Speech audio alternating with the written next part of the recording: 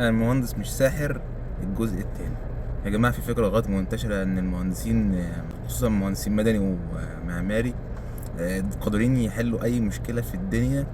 فمجرد ما الناس تعرف ان انت مهندس خلاص حلال المشاكل ظهر. صاحبك مثلا يتصل عليك ويقول لك كان عندي تسريب في الحمام. هندسه، قول لي انا اعمل ايه؟ قول لي انا اعمل ايه؟ فبيبقى ردك عليه: يا حبيبي انا مهندس مش سباك يعني.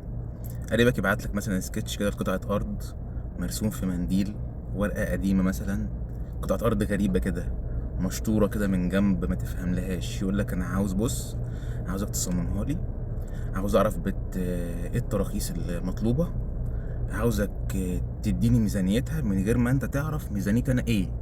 حد تاني بقى جامد جدا بقى يجي يقول لك: هندسة، العربية مش بتدور. أنت مش مهندس، أكيد بتفهم في الميكانيكا.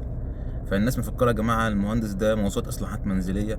الحقيقة إن الهندسة أصلا منهج تفكير، مش ورشة تصليح. إحنا بنخطط بننفذ مش بنصلح أي حاجة في الدنيا يعني.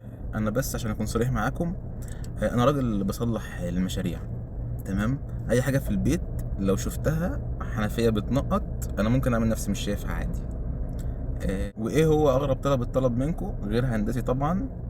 بس عشان انتوا مهندسين اكتبوا لي في الكومنتات.